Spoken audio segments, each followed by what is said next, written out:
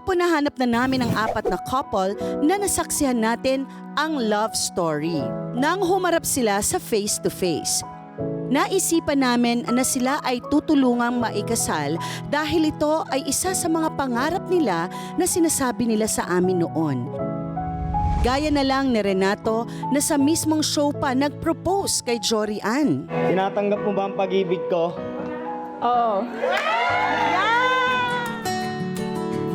Hindi ko malaman kung anong topic ang gagawin ko dun Nakakaba na first time na makapunta doon tapos yun, ganun pala ang pakiramdam ng pag nandun ka sa harap ng mga maraming tao. Ako ang bibigyan ng kasal niya. Tandaan mo yan, ha? Hindi pwede, tuloy ang kasal. Hindi pwede. Sa akin! Parang natutuwa na ako sobra nun Gusto niyo na magseryoso talaga. Gusto ko na mag-seryoso. Nagulat nga po ako nun yung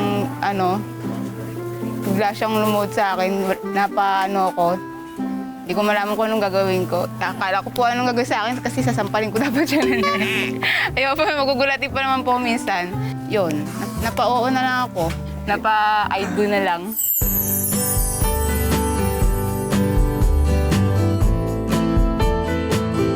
Promise ko sa kanya na pagkalimbawa kami, kinasal na yun talaga, hindi ko siya pababayaan. Kahit sino mang mga tao dyan na maano sa kanya kasi lagi siyang binubuli ng ibang dyan Ako lagi tagapagtanggol niya. Ganun din yung gagawin ko sa'yo, di kita iiwan. Paglalabang kita hanggang dulo. Bago pa tayo langgamin sa sweetness nila at mamatay sa inggit, tingnan natin ang reaction nila nung ako mismo ang dumalaw sa kanila para maghatid ng sorpresa. 1, 2, 3, 1, 2, 3. Good morning! Asan ang bahay ni na? Sino to? Renato at saka si Jory Ann. Tara, tingin tayo. Ay, good morning! Kumusta kayo? Ang aga ng marites nyo, no? Ito parang foreigner. Kasi yung buhok niya. Good morning! Australian.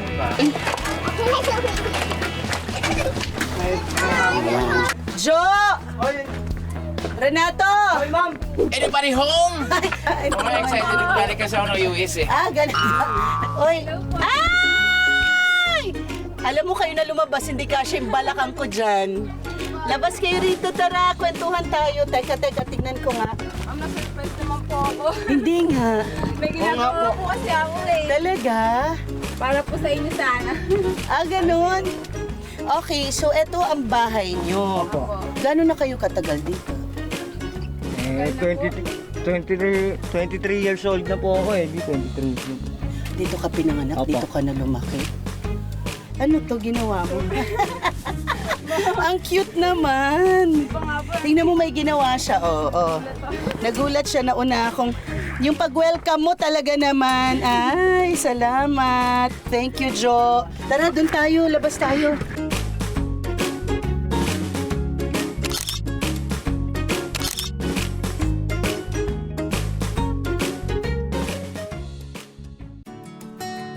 Okay ka na dyan, Renato? Sige, tapusin mo para dito ka, Gaano ba kahirap itong katulad nito na nag-uumpisa kayo ng pamilya? Yung sinama niya po ko yan, sobrang hirap po talaga kasi wala po kaming kuryente. Grabe, no? Tapos po nagtitiis po ako sa init. Kaya po minsan siya po nagpapaypay sa akin. Siya Kasi tagapaypay. nasa sulok kasi kayo.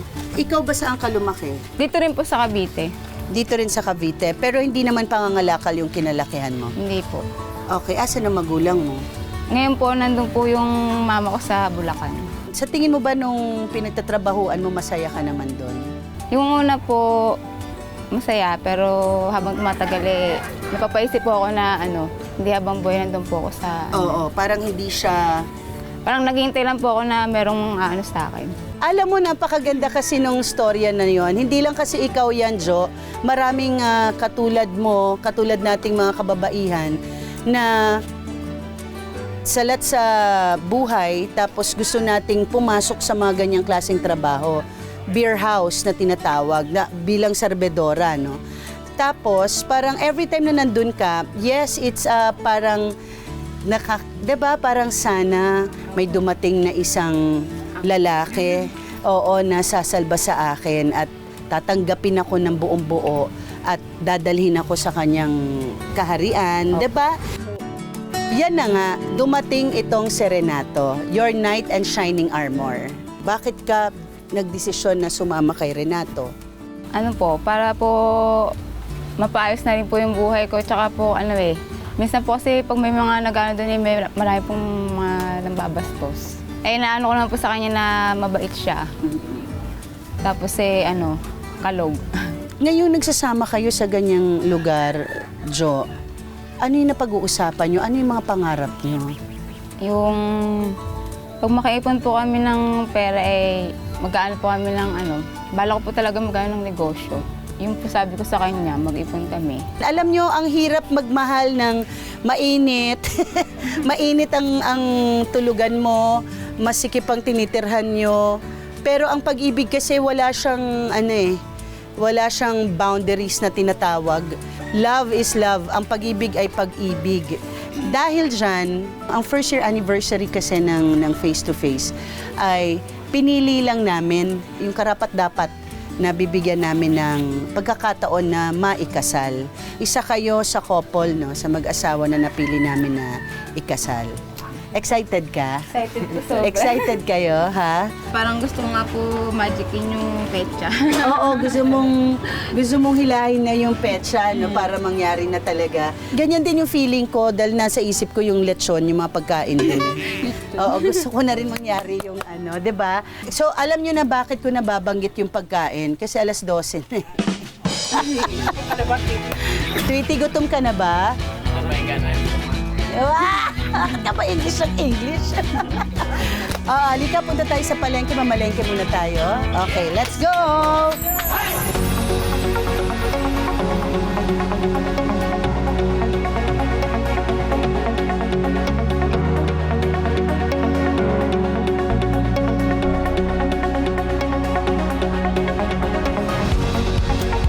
Mas importante ang bigas kaysa sa ulam. Kaya naman, saraan! Ito ba ay sasapat na sa pang-isang buwan? Opo, sabi po. Sobrang-sobra na po to. Happy? Happy. Sobra. Marami pang sorpresa ang nag-iintay sa inyo pag nagkita-kita tayo sa studio para sa araw ng inyong kasal. Sobrang maraming salamat po kasi first time kong makaano ng maraming ganyan grocery. Okay. Tsaka po sa inyo, sa bumubuo po ng face to face. Ayan. Ngayon lang di po ako nakapag-grocery ng ganyang karami. Yun lang po. Salamat po sa Face to Face. Okay. Maraming salamat din sa inyo. Magkita-kita tayo sa studio sa araw ng inyong kasal. Alright? Matapos nating makilala at mabigyan ng pre-wedding gifts sina Jory Ann at Renato, mula dulong bayan ng Cavite ay magtungo naman tayo sa Kupang Antipolo. Ako po si Maynard Samson Jeronimo, Ako po si Lenny Dilima Dyson. Barangay Kupang, Antipolo City. Paano nga ba nabuo ang love story ni na Lenny at Maynard? Ang kanilang revelations sa pagbisita namin sa kanila sa pagbabalik ng Face to Face, isang linggong kasalan.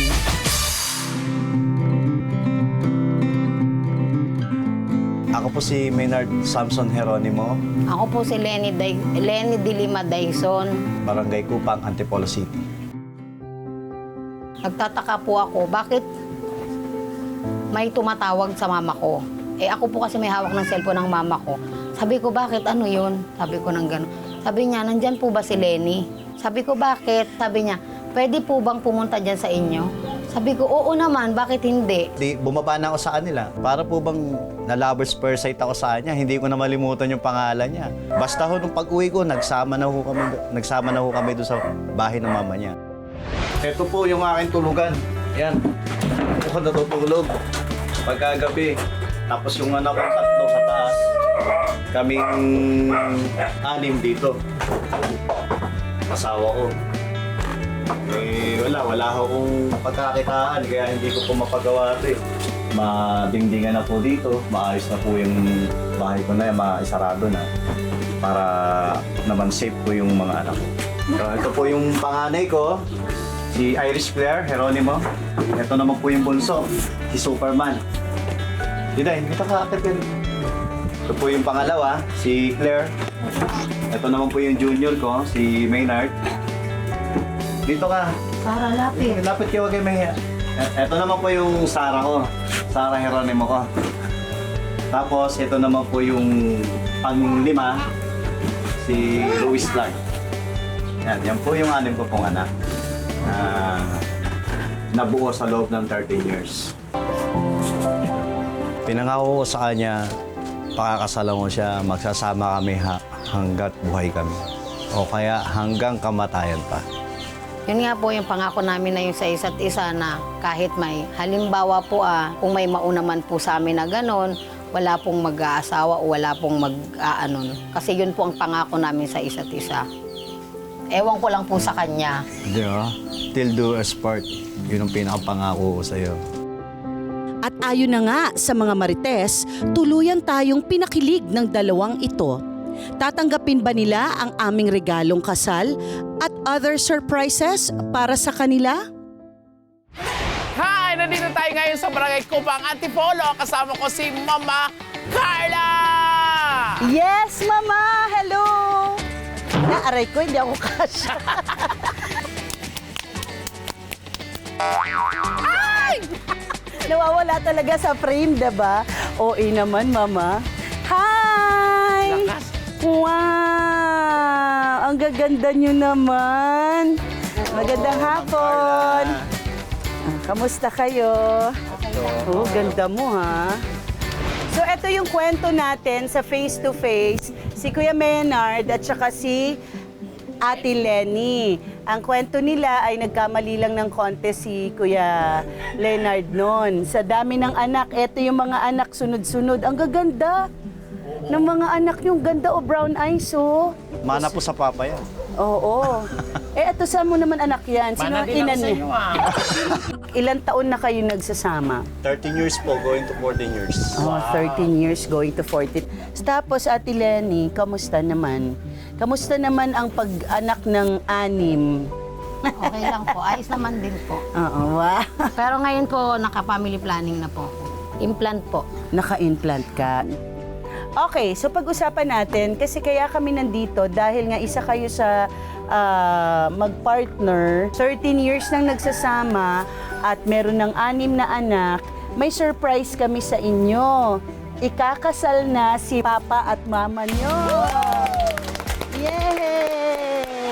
Ngayon, anong nararamdaman nyo na nalalapit na kayong maikasal sa wakas? Masayang-masaya po ako na konting araw na lang. Yung pangarap naming mag-asawa matutupad na. Oo, pero yung pangarap nyo ay pangarap din ng mga anak Opo. nyo. Gusto mo ba makasal si Mama at Papa? O, di ba? Pangarap po namin lahat yan. Okay. So, ano masasabi nyo kay Mama at Papa? Mabuhay ang bagong kasal! Alright!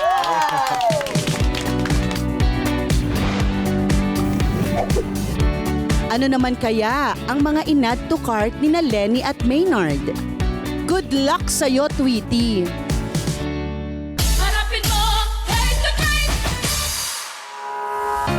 Matapos ang aming masaya at makabuluhang kwentuhan namin ni na Lenny at Maynard, si Tweety naman ang naging punong abala para sa pre-wedding gifts. Kuya Maynard, Ate Lenny, ngayon na tutuparin na natin yung bili ni Mama na ipang grocery kayo. Kay Mama Carla. Ayan. Kaya naman, excited ba kayo? Excited na po. Ayan naman. Sige, go! Pasok! Ay, kaya mo yan! Kaya mo yan! Basta yung nagagamit para hindi po masasayang. Para sa kids own. Ayan na. Ayan. Hindi mo na ako ha.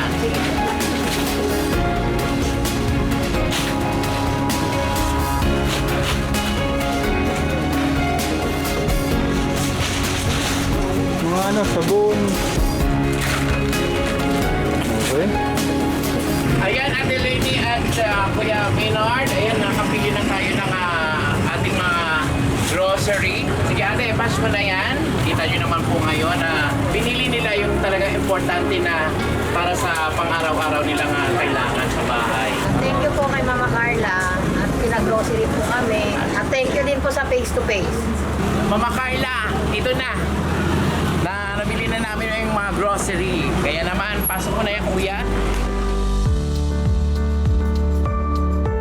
Ngayon na, Kuya Minar at Ate Lenny, pupunta naman tayo ngayon sa bilihan ng bigas. Dahil pinagbili sa akin ni Mama Carla na kumplituhin ang ibibigay sa inyo bilang free gifts para sa iyong nalalapit na dasal. Ate, pabili kami ng 2 sakong bigas. 2 sakong bigas. Ayan. Pasok ko yan. Mama Carla, nakapag-grocery na kami at nakapagbili na kami ng 2 sakong bigas. Mission accomplished! Bye-bye! Thank you po, Mama Carla.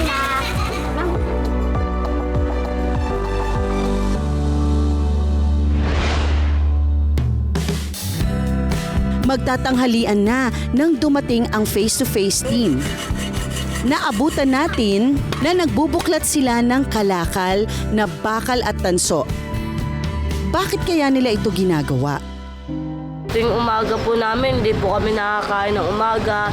Tanghali na lang po kasi wala na, ganito po ngayon, hindi pa po kami kumakain. Kasi magdidiskarte po kami. Yung mga bata, pinapadede ko na lang. Tinggal lang po kami sa bahay kung sakaling hindi kami kikilos. Gutom lang po. Sa isang araw, minsan hindi kami nakakain.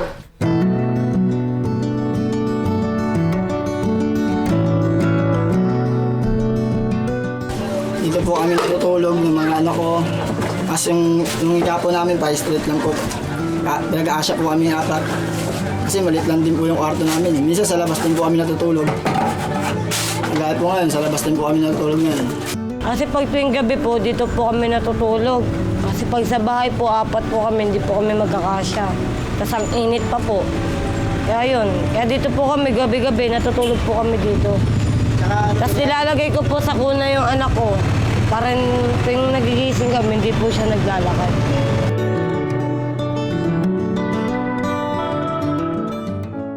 Pintor po, sumasaglay lang po sa pintor. Minsan po, sumasaglin din po siya sa gawa ng kotse. Matulong-tulong lang din po siya dyan. Sa maghapon po, minsan wala po akong magawa. Ginagawa ko, dumidiskarte po ako, nagtitinda. At hindi po ako sanay na sa bahay lang po. Para may pambili ako ng gatas. Grade 6 lang po yung natapos ko. Para yung mga anak ko mapagtapos talaga. Pangarap ko mapagtapos. Grade 7 lang po ako na natapos kasi ulila na po ako. Bata pa lang ako, siguro nasa 7 taon. Namatay na po yung mga magulang ko. Kasi nanay ko namatay po sa kulungan eh. Inatake po sa puso. Inatake rin po. Lahat po kami may mga sakit po sa puso. Sa Facebook lang po kami magkakilala nito. Kasi yung una po nag-chat po siya sa akin. Kasi yun, doon na kami nagkatuluyan. Mapapatawad mo pa ba yung kinakasama mo? Kung pipiliin niya po kami para sa mga anak niya po, pwede po. Nagbago na kaya si Reynante? Or may bago tayong chismax na masasagap? Good boy naman, good boy naman. Sumasaglin pa po eh.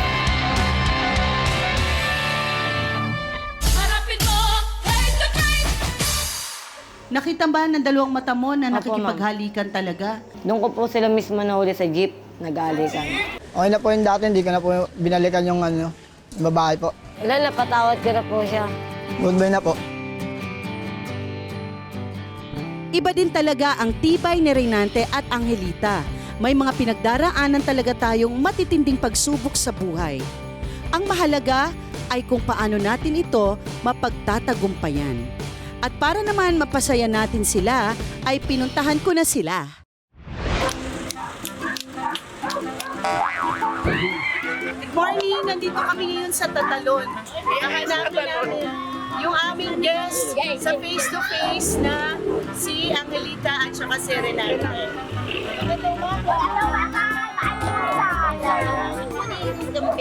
Anong bahay niya? Anong narin? Yun po sa looban po papasok po natin. Good morning! Okay, so dito nakatira si Angelita. Si Renante. Dito din po. Aba, bongga naman kasi ano pala to eh. Semento. Ano na kami nasunan, ma'am? Anyway, lalabas na lang sila, ano? Imbitahan natin sila dito sa labas. Angelita, Renante, labas na kayo. Let's go! Renante, ilang taong ka na? 25 na po. 25. Magbe-24 po. Magta-24. Ilan ang anak? Dalawa po. Dalawang anak ninyo. Ilang taon na kayo nagsasama ulit? Magli-5 taon na po. Magpa 5 years na sila magkasama. Kayo naman ay talagang tunay na nagmamahalan. Reynante, wala ka na ba siyang planong lokohin? Wala na po. Kasi 'di ba nung nakaraan, oo, alam niyo na ikakasal kayo.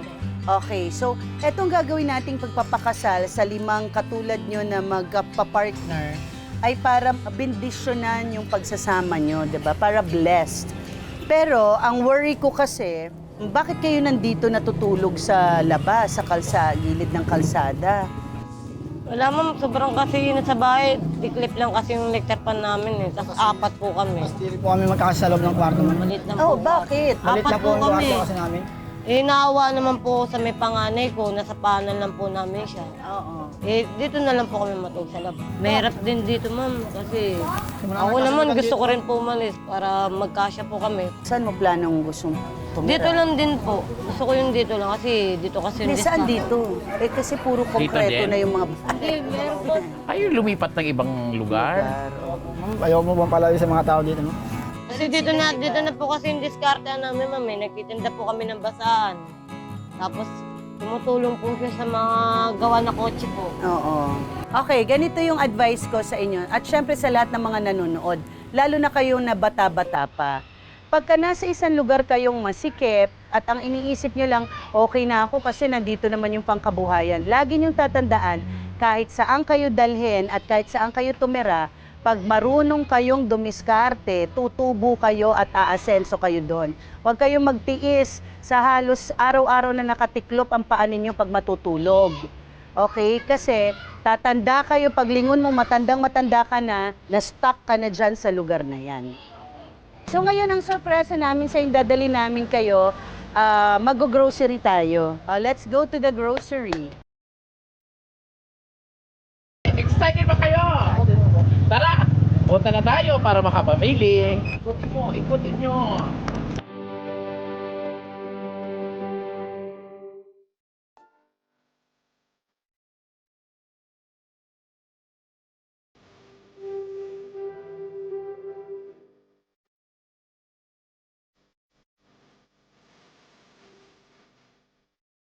Ayan. Congratulations! Woo! Andito na 2 sakong bigas para sa inyo.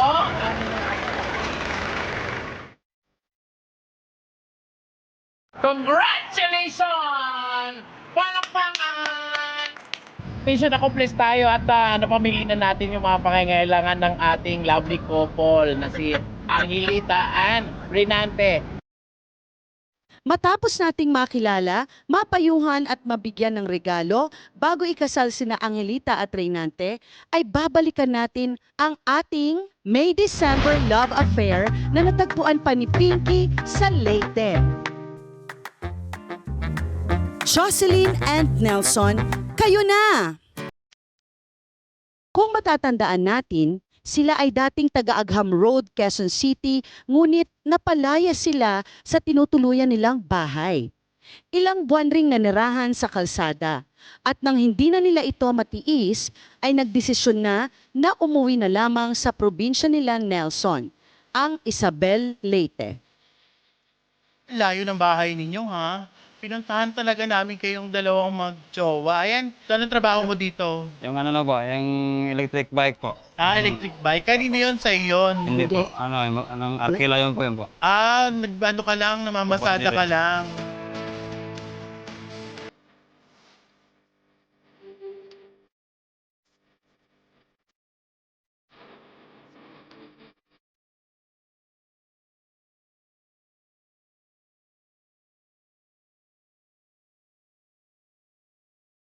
Hindi, mamatay dito, sir.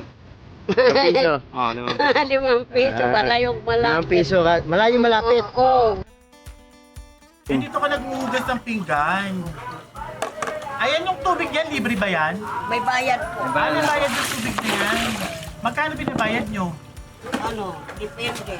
Hindi sa paano po yung bill. Sa isang ano yun, sa isang buwan na yun.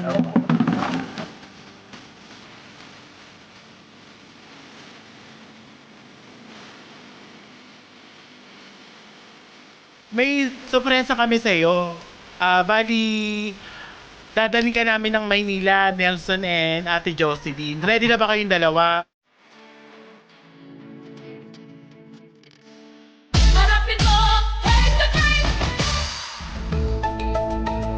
Mula Leyte, abot Reliance TV5 Media Center ang Kabaa. Sasama kaya sila sa Manila? Pinky, ano na? May sorpresa kami sa iyo. Dadalhin ka namin ng Maynila, Nelson and Ate Jocelyn. Ready na ba kayong dalawa? Opo. Pumayag na sila, kaya di na natin pinatagal at pinalipad na natin sila pabalik ng Maynila. Gusto ko malapit na tayo sa Maynila. Excited ka na ba? Opo. First time mo bang makakasakay ng eroplano? Opo. Ayan, isasakay kita ng eroplano ha. Ikaw sa mong parting eroplano sumakay sa pakpak o sa buntot. Naturang sa gitna. Sa gitna. Ayan ha, mga kapatid. Hintay na kayo, nandiyan na kami. Malapit na kami sa TV5.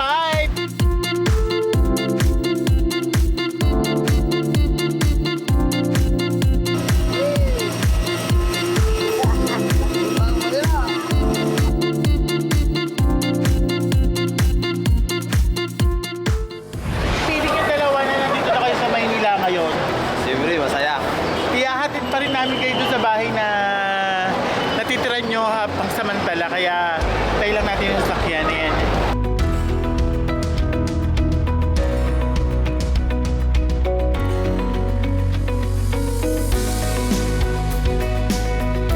Ito na ang aming hinandog na bahay. Ayan, napakasimple. Tara, pasok! Bilis!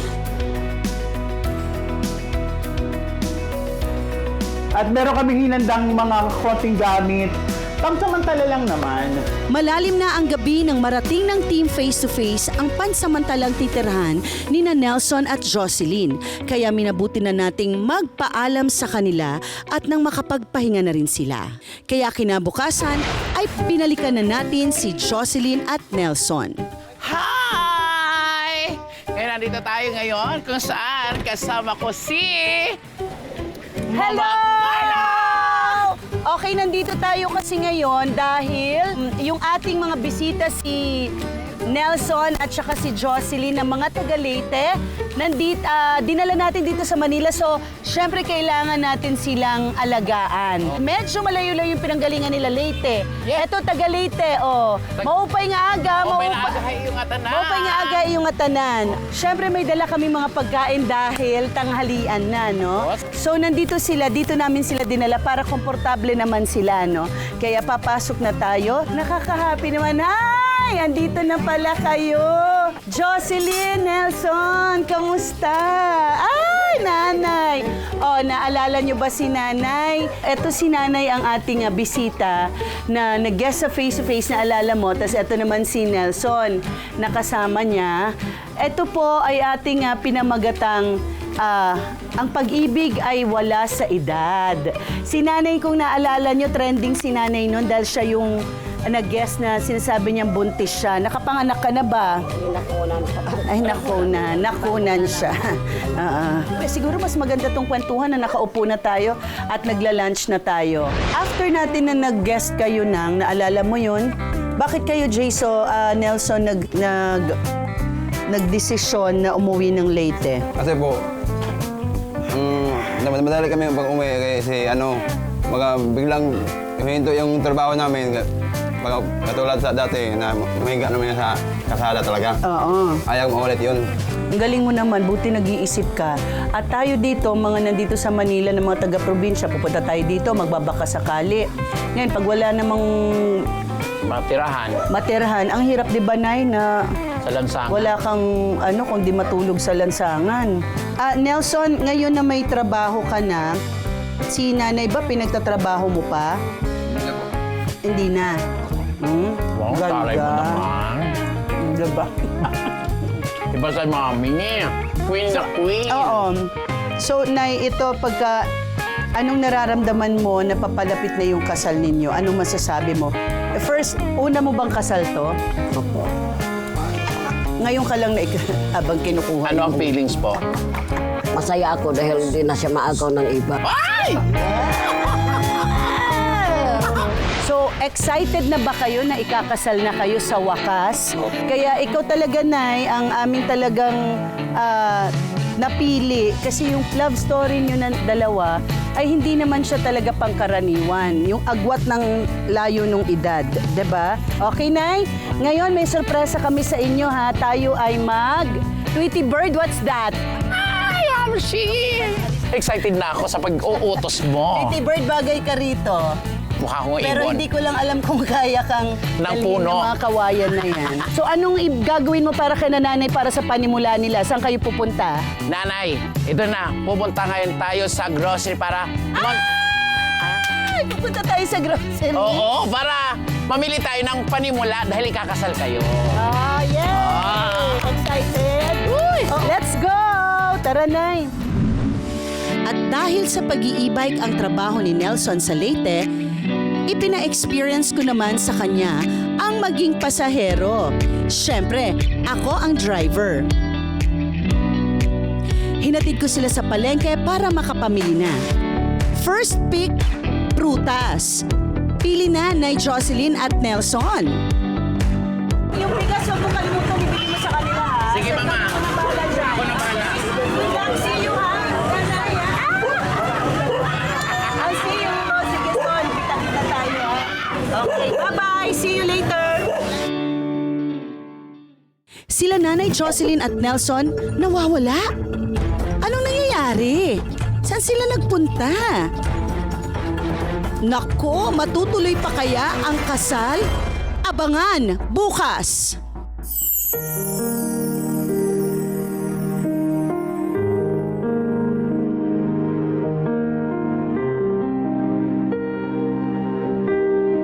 Dapat ito yung first chapter of the rest of our lives bilang married couple.